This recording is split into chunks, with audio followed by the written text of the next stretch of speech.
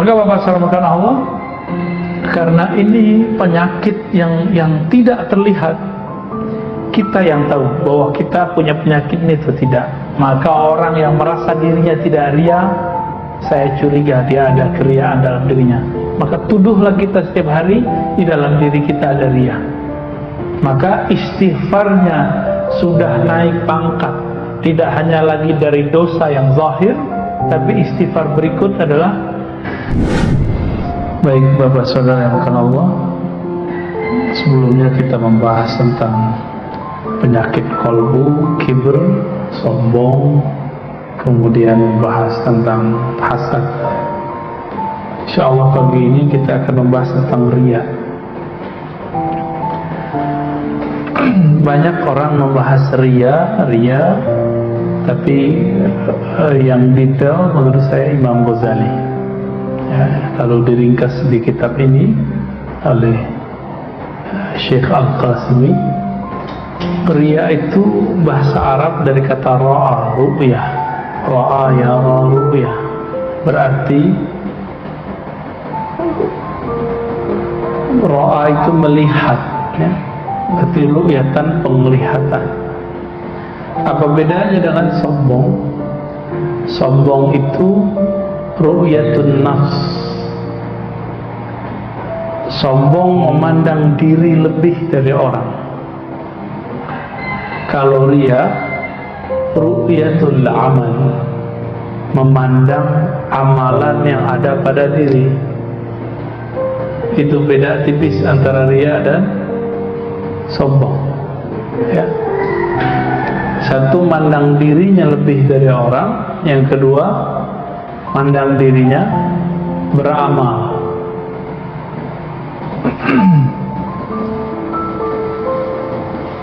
Semua itu bermula dari keinginan mendapat pujian, takut dicaci maki, pengen dapat kecintaan orang, popularitas kah, khawatir dibenci orang. Penyakit riya ini sulit diketahui.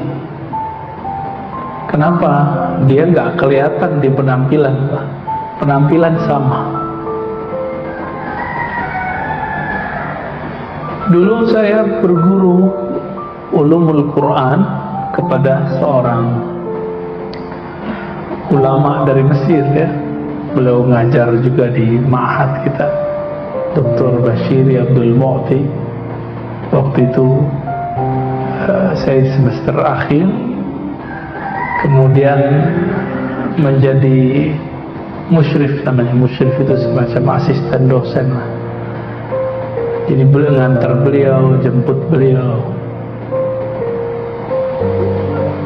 Saya tanya, ya sini tudarris fi jam'iyah kaza wa kaza gitu. Anda ngajar di komunitas ini ya? Atau saya mengatakan kamu ngajar di kampus ini ya? Kampusnya nggak usah saya sebut ya. Wa ma indaka lihyah. Tapi Anda nggak punya jenggot. Padahal di kampus itu mesti punya jenggot tuh syekh doktornya. Itu di mobil. Langsung dia liatin saya, karena saya ada jenggot lah. Orang Arab Mesir gak ada jenggotnya. Apa kata beliau? Wa ma utilu lihyati illa lillah. Bocah, kira-kira gitu.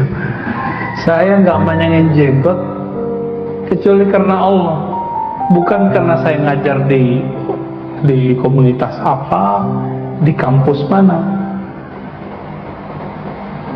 Wah, itu betul-betul menampar, ya. Karena saya berjenggot itu dulu supaya disebut ustadz yang jago sunnah, ustadz yang bermanhaj sunnah. Langsung rontok, Pak. Rontok semua itu. Jadi kadang-kadang berkalam-kalam dengan ahli ikhlas itu betul-betul kalamnya mengobati, walaupun pahit pada gituin, ya. Kan itu kalam yang betul-betul menyinggung saya, ya. Saya tersinggung. Tapi saya tersinggung itu senang. Kenapa? Penyakit saya diobati. Karena dulu kita melihara jenggot supaya disebut Ustadz Sunnah. Ustadz ngajar sunnah maksudnya, bukan sunnah-sunnah yang di luar itu, bukan. Karena saya emang ngajar hadis. Ada lagi kawan kita, saya tanya, limadha yani afauta lihyatak, kok kamu biarin jenggotmu? Jawaban dia apa? Laula utilu lihyati mahtaramani ahad. Kalau saya tidak memanjangkan jenggot, orang gak hormat kepada saya, nganggap saya bocah, nganggap saya anak kecil. Masih bener gak nih? Itu termasuk bagian dari riya. Makanya beginian, ini namanya rida, supaya diketahui, wah Ustadz nih orang alim nih, sama Pak, ya. Tapi Bapak ini ingin terlihat kaya, boleh nggak? Pakai baju bagus, pakai mobil bagus, boleh nggak? Maka riya dibagi dua. Riya fil umur ad-dunyawiyah, riya dalam persoalan duniawi, lalu riya dalam persoalan ad-dini atau al-ukhrawi, persoalan agama. Yang haram secara mutlak itu riya dalam persoalan agama, illa kecuali saya berniat, saya seorang guru, kadang pakai serban, kadang pakai kopiah, kadang pakai gamis, kadang pakai sarung, supaya murid santri tidak salah paham bahwa nggak mesti lo tiap hari pakai sarung, nggak mesti lo tiap hari pakai begini, gitu, supaya ditiru sama orang. Megang tasbih supaya apa? Bukan supaya disebut ahli zikir, supaya kita terkait dengan zikir. Maka alat tasbih itu oleh ulama salafus saleh, Imam Al-Hasan Al-Basri, disebut dengan qaidun. Kait, sesuatu yang mengaitkan hati dengan Allah. Simbolnya tasbih. Tapi sekarang manhaj suuzon banyak, atau manhaj suuzon, aliran buruk sangka. Kita pegang tasbih dikira niru Yahudi. Mana ada Yahudi pakai tasbih? Yang pakai tasbih orang Kristiani, yang pakai tasbih orang-orang Buddha, gede-gede buletannya. Emang kita tasbih tuh gede-gede gitu Pak? Kan enggak juga. Itu aliran suuzon, ya.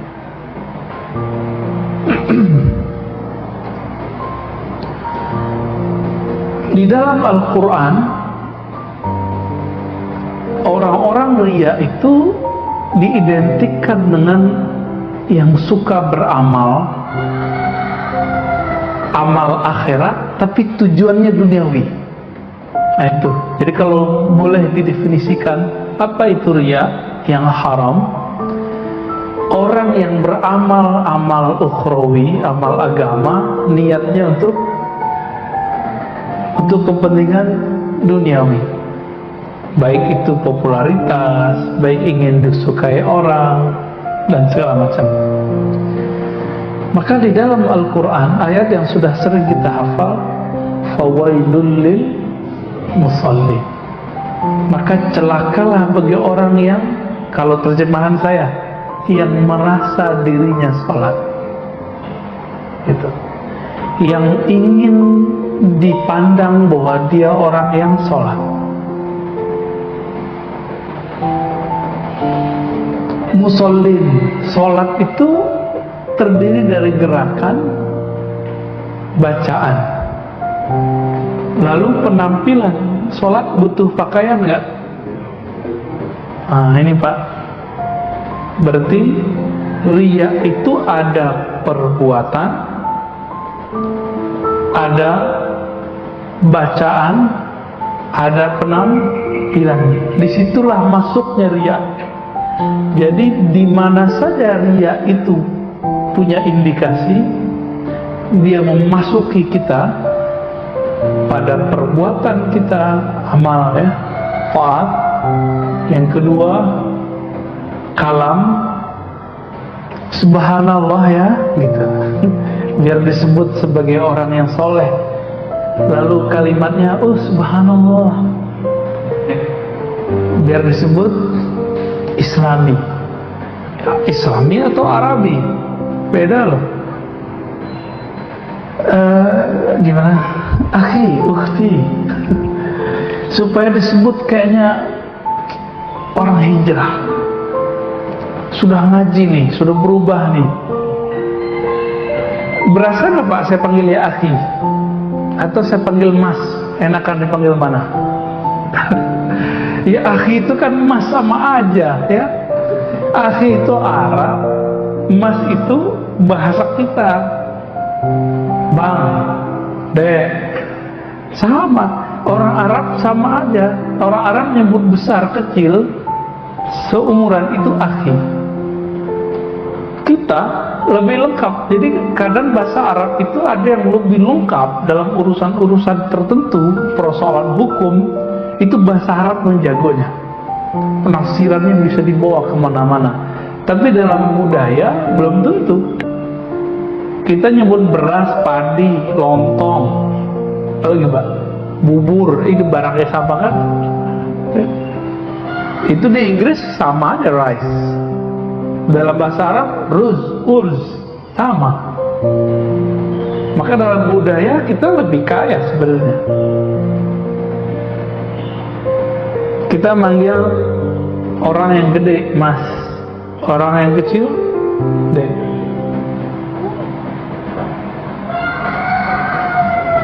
Kita pernah dipanggil sama mahasiswa ya akhi. Karena yang saya uji, jadi ada mahasiswa yang saya uji, ya emang umurannya mungkin lebih dia daripada saya ya. Tapi kan kalau sekolah duluan saya daripada dia, dipanggil ya akhi doktor gitu.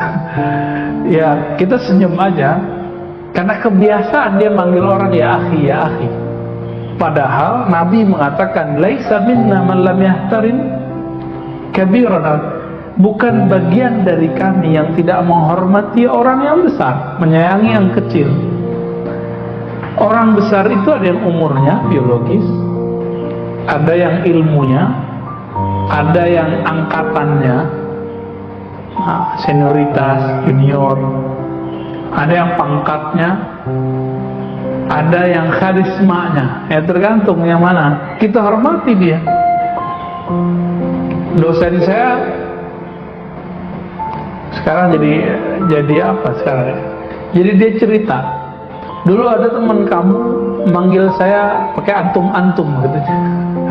Dikira itu Islami Pak. Tapi antum-antum kepada guru yang ada yang nggak terbiasa dengan begitu, itu tersinggung deh.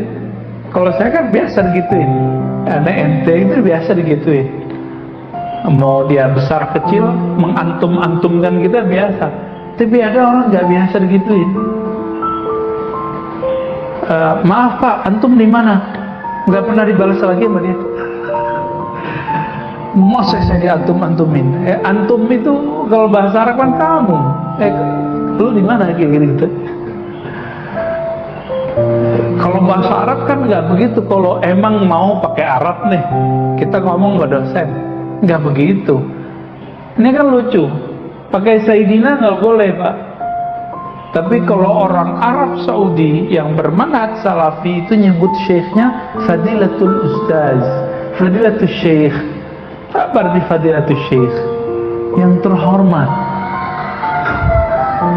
Sahibul Ma'ali, yang sangat mulia. Itu kalau pejabat-pejabat tuh. Giliran Nabi nggak boleh. Ente baca Sayyidina bid'ah. Ternyata yang begitu udah dikikis Pak. Sekarang di Masjidil Haram khotib-khotibnya udah banyak yang pakai Sayyidina. Di 2016 saya umroh, beda dengan 2014. Khotibnya pakai Sayyidina, Allahumma sholli ala Sayyidina Muhammad. Ya di sini masih ramai aja, ya kan? Kalau imamnya baca kunut wassallallahu ala Sayyidina Muhammad, langsung dia males. Kenapa? Ada masalah apa sih dengan Sayyidina itu? Berarti dia nggak ngerti cara menghormati Rasulullah. Oh bukan gitu Ustaz, ente nggak paham sunnah. Nabi mengatakan qulu Allahumma sholli ala Muhammad, katakan Allahumma sholli ala Muhammad. Itu kan Nabi contohin. Kalau baca salawat kepada saya, bacalah Allahumma sholli ala Muhammad. Nggak pakai Sayyidina di hadis. Tapi di hadis lain kan beliau ngomong. Jadi kadang-kadang Nabi ngomong itu membahasakan dirinya Muhammad. Muhammad itu sudah terpuji tanpa Sayyidina. Tapi kita punya adab. Apa kata beliau? Ana sayyidu waladi Adam yaumal qiyamah wala fakhr. Aku adalah sayyidnya manusia yaumal qiyamah, pada hari kiamat, la fakhr. Sekarang kita nggak tahu, nanti kita bakal lihat. Nabi Adam aja tersungkur, ya, ketemu Nabi Muhammad sallallahu alaihi wasallam. Nabi Musa aja kaget ngeliat Nabi Muhammad. Maka beliau bilang, saya sayyidnya manusia. Manusia nggak sih? Kalau manusia ya biasa aja orang baca Sayyidina. Tapi kalau ada orang yang nggak baca Sayyidina juga nggak apa-apa sebenarnya. Tapi jangan salahkan yang baca Sayyidina. Ini ujian khotib Pak.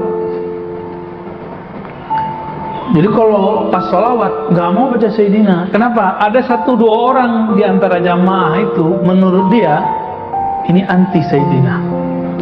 Untuk menghormati 2 orang ini, ratusan orang yang sholat di situ merasa nggak nyaman telinganya. Cuma karena menghormatin 2 orang yang rese ini. Akhirnya ketika sholawat, Allahumma sholli ala Muhammad, dengan niat ingin menghargai 2 orang itu riya. Tapi dia begini, kadang saya mengamalkan Allahumma sholli ala tanpa Sayyidina, boleh. Kadang saya mengamalkan Allahumma sholli ala Sayyidina, itu nggak ada masalah. Tapi kalau karena si fulan, ini baru bid'ah. Bukan bid'ah lagi ya, haram malah.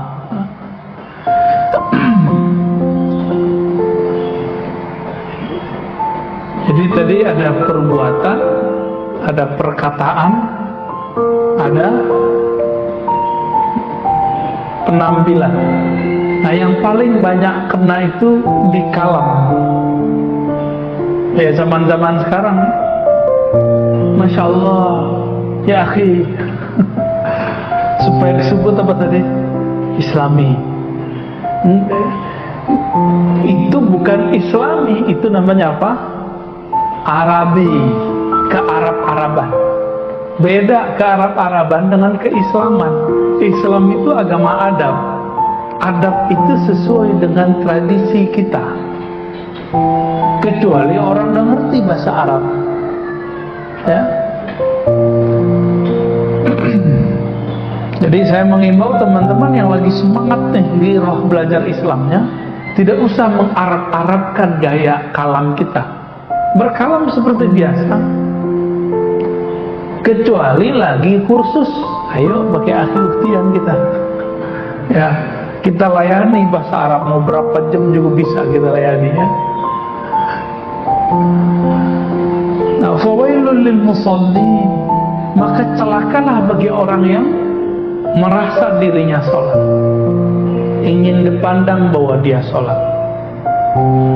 Jadi mohon maaf Pak, kita bisa husnuzon, bisa suuzon. Kalau antum sholat lagi suruh, husnuzonnya mau berangkat kerja, suuzonnya waduh pengen dilihat nih gitu. Atau suuzon lagi apa? Nggak ngerti bahwa ngaji itu lebih afdal daripada sholat sunnah. Tapi saya husnuzon Pak ya. Jadi kalau Bapak nanti pas syuruk mau sholat aja. Kali mau kerja kan ya nggak masalah hari Senin. Tapi bisa nggak masuk suuzon? Bisa masuk aja. Nanti bab suuzon beda lagi babnya. Nah, itu persoalan penyakit lain lagi, Pak. Insya Allah nanti kita bahas. Allazina hum an salatihim sahun, allazina hum yura'un. Ya. Orang-orang yang hum yura'un, mereka merasa dipandang, ingin dipandang. Contoh, kalau kita ini pada dasarnya riya, pada dasarnya udah sifat batiniah, sifat tabi'iyah, bukan batiniah, tabi'i, udah lumrohnya dari sono. Kalau bapak foto bersama, yang dilihat siapa? Diri sendiri kan? Maka riya ini bagian dari penyakit narsisme, narsis. Kok psikolog itu kalau ngelihat di Facebook, di Instagram, kita ini suka moto diri sendiri. Ini bagi seorang psikolog ini bermasalah. Tapi bagi ahli kolbu itu bisa diobati, Pak. Bisa diobati. Dan salah satu sifat dari munafik adalah munafik. Apa sifatnya? Riya. Beramal karena ingin dilihat. Nah, maka riya ini rate-nya dibagi. Pertama, riya yang mubah, yang boleh. Itu riya dalam urusan duniawi. Itu boleh. Bapak pengen ngecat rumah biar kelihatan bagus, boleh nggak? Ya, hari raya pengen baju bagus, boleh nggak? Resepsi pernikahan biar kelihatan meriah, boleh nggak? Ya boleh, nggak masalah. Tapi jangan berlebihan, jangan mubazir. Mubazir saudaranya setan, bukan teman, Pak. Saudaranya setan. Ada riya yang haram aja. Itu dalam persoalan agama. Dia berdosa aja, tapi nggak sampai kepada status munafik. Yang kayak tadi, ya, menggunakan simbol-simbol agama biar pengen disebut apa gitu. Tapi ada riya yang menumbuhkan sifat kemunafikan dalam diri. Ini yang kemudian diantisipasi dalam Al-Quran. Riya yang mana? Dia sebenarnya gak rajin sholat. Kalau sholat tuh ngebut, tapi kalau di masjid itu bisa lama. Nah, riya begini nih gawat ini. Tapi bapak ini sholat di rumah sama sholat di sini sama. Ya udah, nggak usah dipikirkan. Mau orang lihat, nggak ada urusan.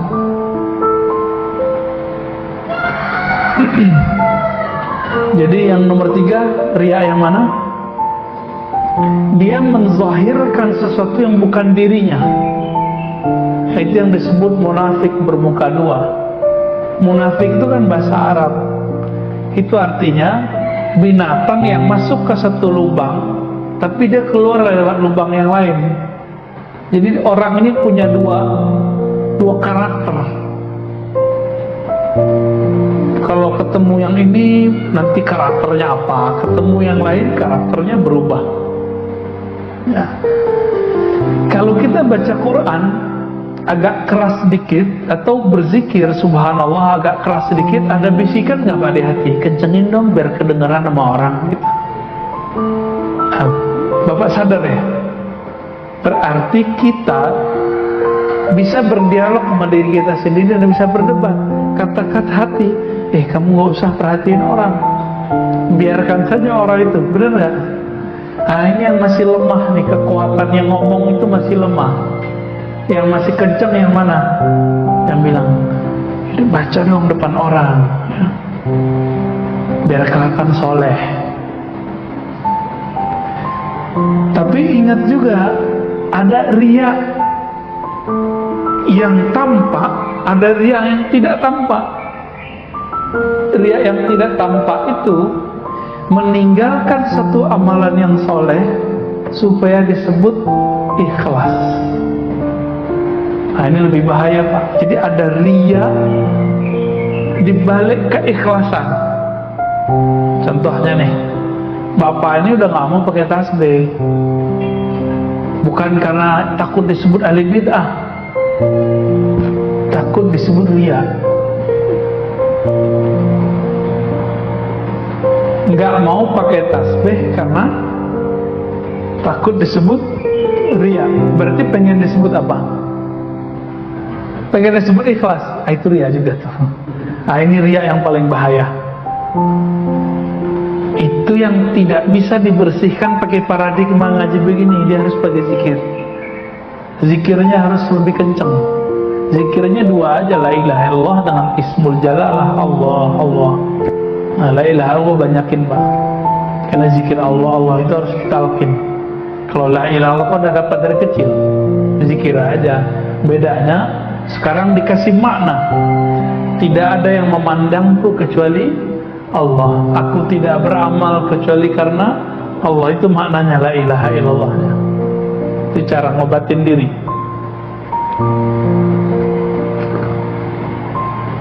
Kenapa nggak sholat sunat? Ah, malu ah, ntar disebut orang riya lagi. Nah, itu masuk tuh. Kenapa nggak baca assalamualaikum? Ah, ntar disebut orang soleh lagi, orang alim, so alim. Berarti dia takut disebut riya karena so alim. Berarti pengen disebut apa dong? Pengen disebut ikhlas.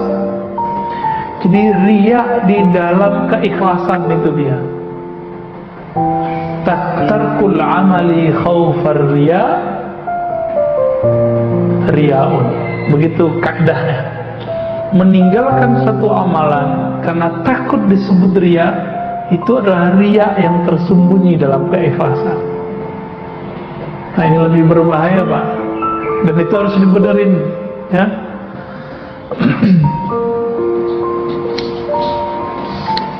Nah, kalau lagi puasa apa riyanya? Lemesin badan, ya. Lemes nih, nggak sahur. Orang awam mengira kalau puasa nggak sahur tuh hebat. Tapi Nabi, menurut Nabi hebat gak? Apa kata Nabi? Al-farqu bainana wa baina siyami al-kitab as-sahur. Perbedaan puasa kita dan puasa ahli kitab itu sahur. Itu bedanya. Jadi nggak keren, Pak, orang nggak sahur hebat, nggak ada urusan. Justru yang hebat itu yang sahur.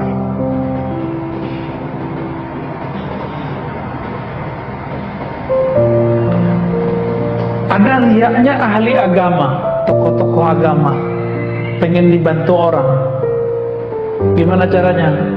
Teriak-teriak, ya, cari-cari perhatian di sosmed, di Facebook. Pengen punya pesantren, foto tanah kosong, terus bilang, ya Allah, semoga diberi nanti kesempatan bikin pesantren. Posting. Pengen apa? Pengen nanti supaya ada orang kaya beli dia tanah, kan gitu. Atau pengen ada orang punya tanah ngasih dia wakaf, itu sama aja. Hatinya gantung sama makhluk, nyantol sama makhluk. Dakwah nih, zaman-zaman musim hujan, belum punya mobil, belum punya kuda berkaki 4, ya, kena hujan, pasang status di IG kah, di WA kah, ya Rob, beginilah perjalanan dakwah. Musim hujan, baju pun basah, tapi belum punya apa? Kuda roda 4. Niatnya apa? Pengen nanti ada orang agnia, orang-orang kaya beliin dia mobil. Nah, kan gawat ini. Kalau Allah sayang, nanti Allah kasih lain, Pak. Allah kalau sayang, maka si orang soleh ini akan diuji oleh orang-orang kaya itu. Tahu-tahu ada yang dia nggak ngomong apa-apa, si orang soleh ini ujian hatinya ini ria atau enggak. Dia dakwah biasa, pakai motor kah, pakai apa kah, jalan kaki kah, nggak ada pasang-pasang status. Itu banyak nih kiai-kiai diuji dengan itu. Teman-teman saya para hufaz, para kiai, para tuan guru muda-muda itu kan belum mapan semua, Pak, rata-rata. Nah, ini ujiannya sama.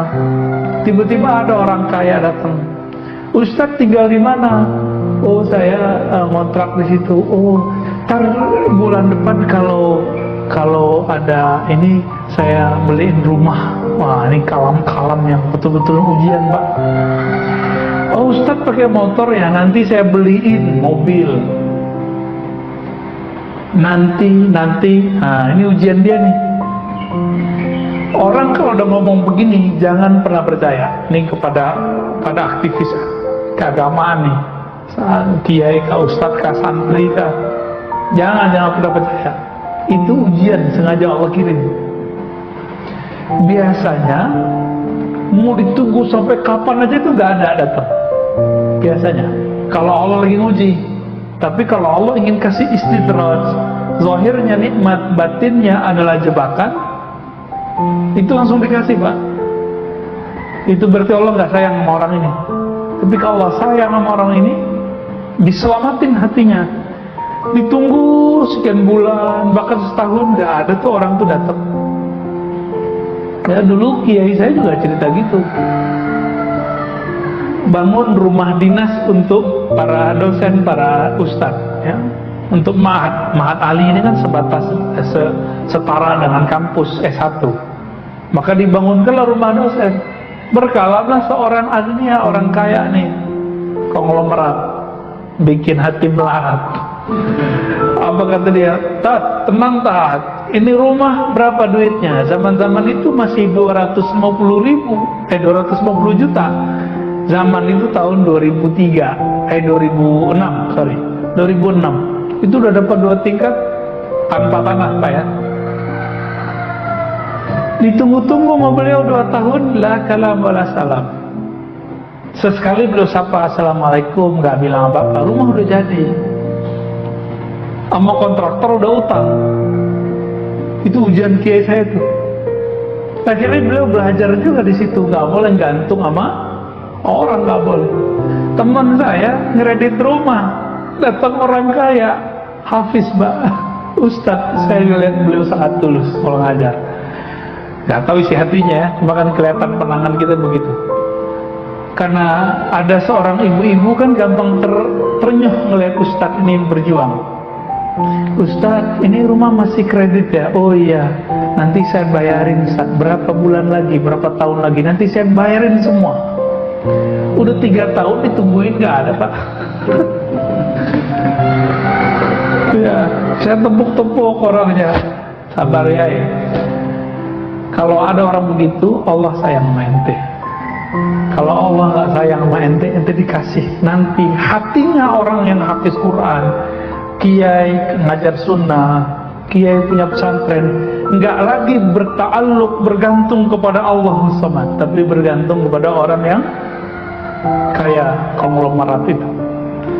Maka nanti kelihatan kalau orang kaya ngajak, datang, suaranya bagus-bagusin, ngajinya diindah-indahkan, suaranya agak ke dalam dikit, atau kok dikencengin dikit, biar kelihatan performanya bagus.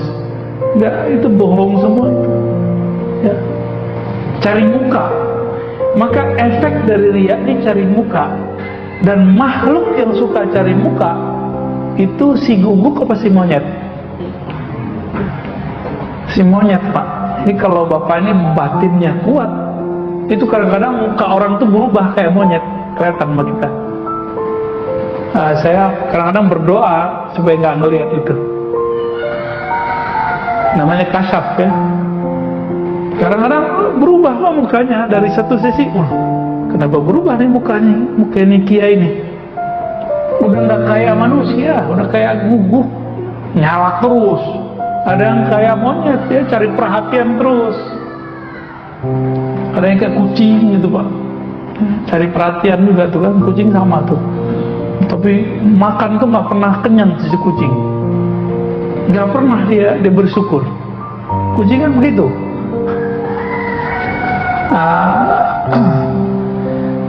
Jadi orang riya itu, masih ingat karakter sisi manusia ada 4 ya. Sisi hewan ternak masih ingat, hewan buas, apalagi sisi setan, sisi malaikat. Sebenarnya ditambahin sisi ruh 5. Ada sisi rohani. Rohani ini semuanya baik. Kalau malaikat ini ada yang semuanya baik, tapi ada yang nggak cocok sama kita. Kalau setan semuanya buruk, walaupun zahirnya baik.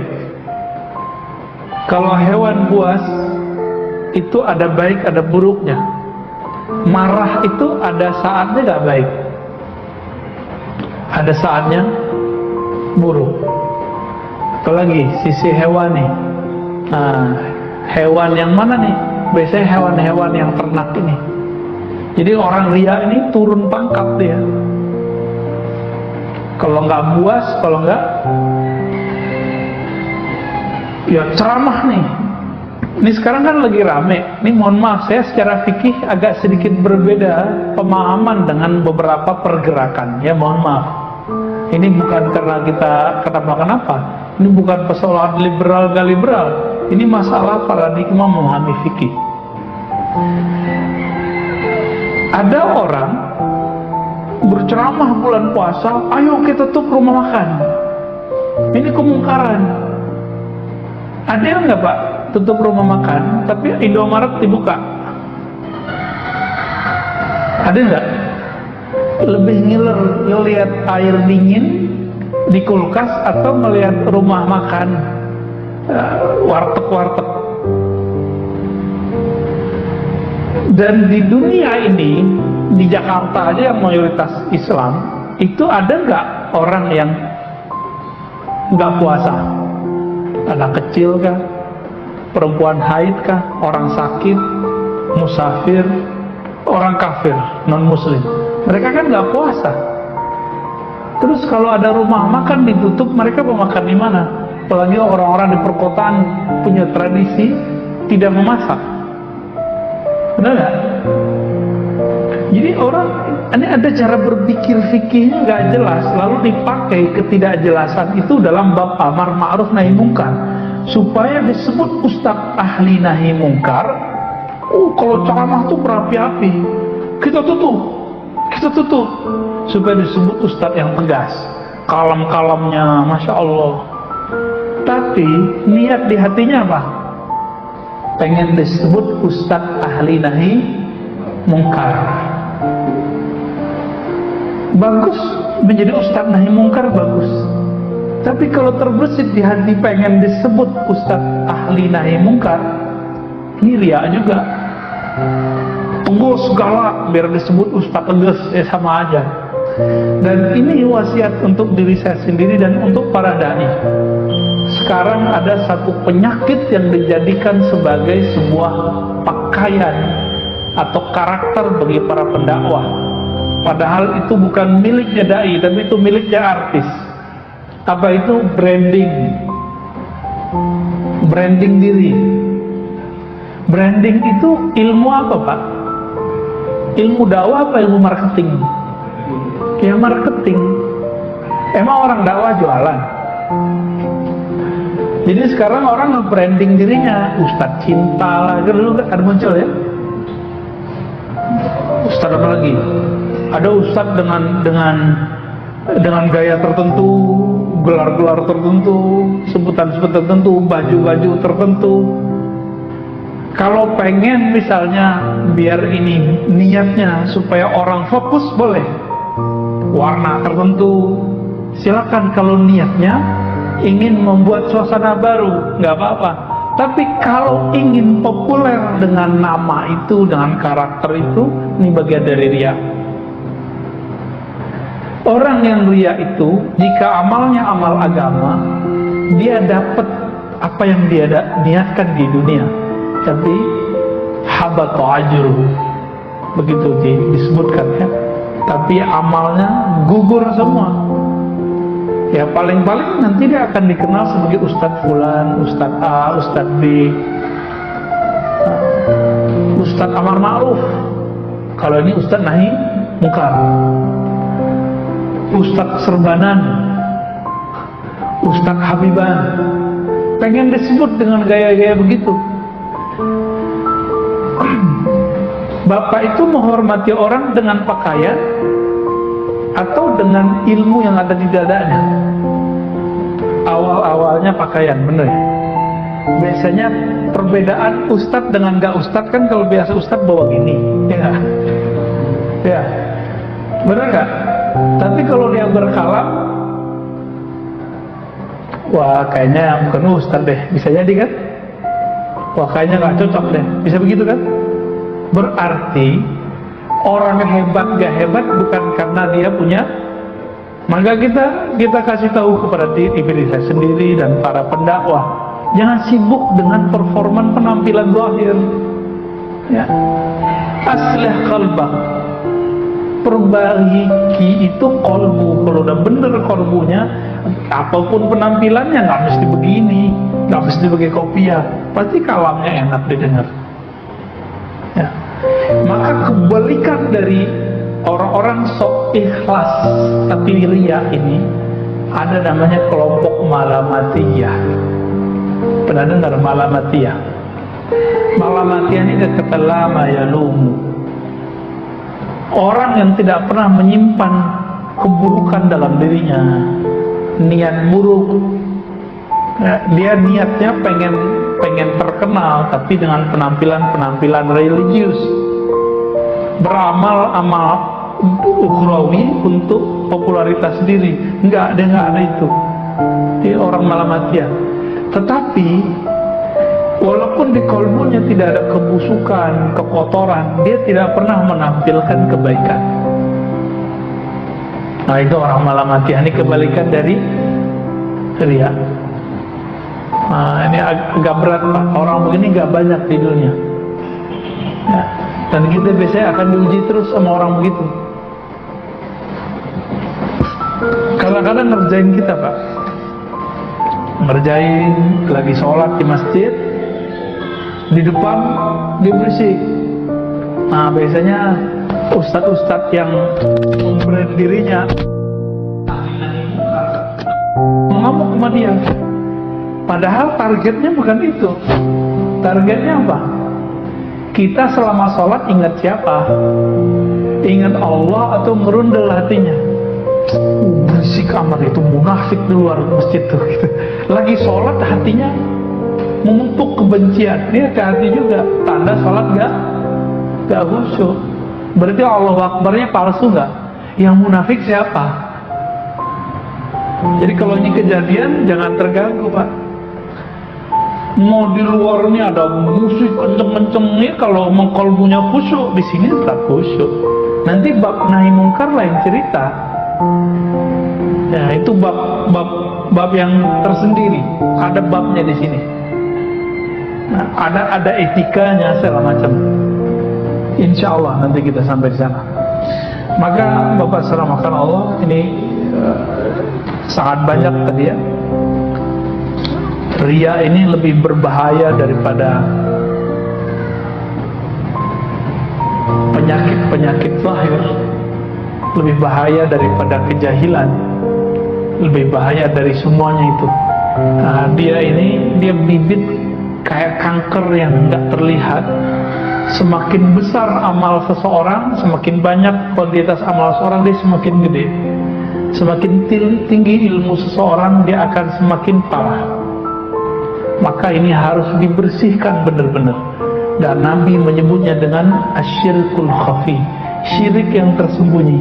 Orang-orang beginilah yang disebut dalam hadis Nabi sebagai hadis penutup, bahwa Nabi SAW mengatakan nanti akan ada 3 golongan. Pertama ulama, yang kedua mujahid, ya. Yang ketiga orang yang bersedekah. Semuanya mengatakan kami beramal karena Allah, tapi Allah mengatakan kadzabta, kamu bohong, ya.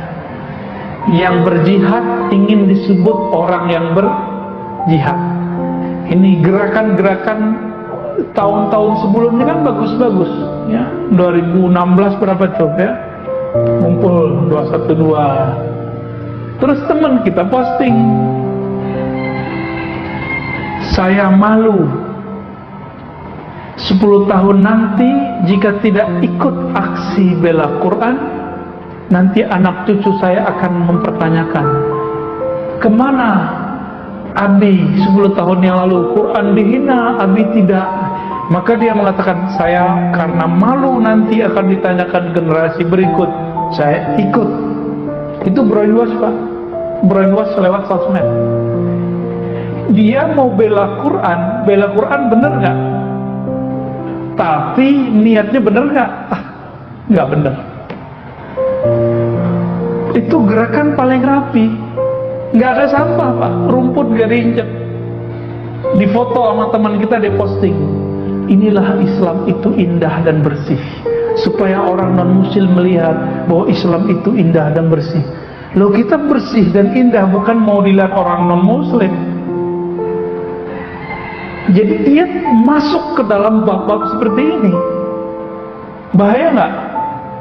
Ini bahayanya. Posting dulu, ini kan viral dulu, ya. Posting simbol tauhid. Ini bertauhid itu, beriman itu harus butuh perjuangan. Untuk apa berjuang? Berjuang aja, gak usah posting-posting, ya. Mau berjuang, mau apa, gak usah diposting. Kecuali antum fundraising lembaga zakat, atau pengurus masjid lagi fundraising, perlu kita foto, kita ngasih apa. Tapi jangan norak juga, ya. Jangan norak. Di salah satu lembaga zakat itu ada namanya Pak Parni Hadi. Itu marah, Pak, kalau ada orang mau fundraising terus eksploitasi orang susah. Difoto tuh orang-orang patah kaki, orang sakit, orang cancer, difoto terus kita ngasih duit. Itu penghinaan namanya, merendahkan dia. Kita mau mengambil duit orang-orang kaya, mengetuk hati orang kaya dengan mengeksploitasi yang menjadi aib orang ini. Fakir itu bagi orang aib nggak? Miskin, itu aib bagi mereka. Maka banyak orang-orang miskin sok kaya itu banyak, supaya nggak ketahuan miskinnya.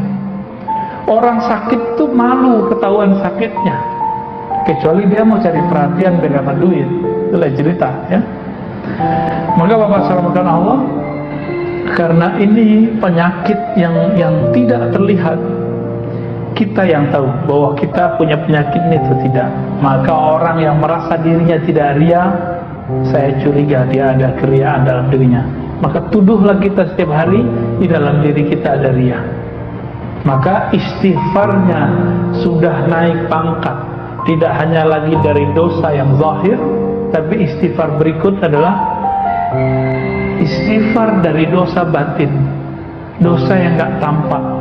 Jadi setiap hari Bapak selamatkan Allah, coba biasakan 3 kali baca pagi sore, astagfirullah, ya Allah ampunkan dosa ria di hatiku,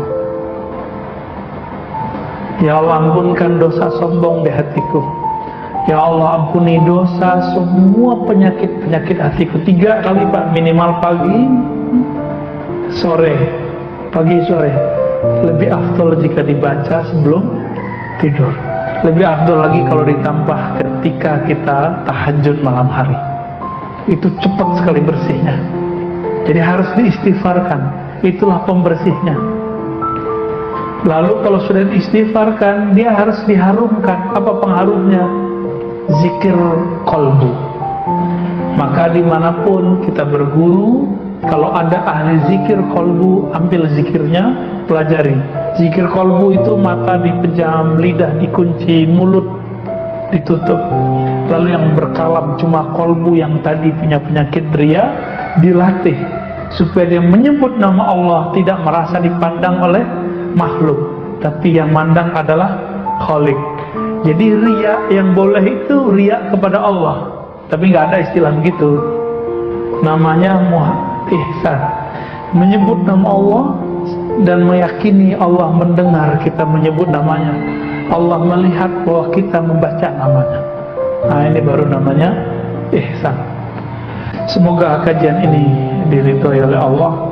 Semoga kajian ini bisa membimbing kita, membersihkan diri saya pribadi dan kita yang hadir, kita mendengarkan. Amin ya rabbal alamin. Wassallallahu ala nabiyina Muhammad, subhanakallahumma wa bihamdika, asyhadu an la ilaha illa anta, astaghfiruka wa atubu ilaik. Mohon maaf lahir batin. Assalamualaikum warahmatullahi wabarakatuh.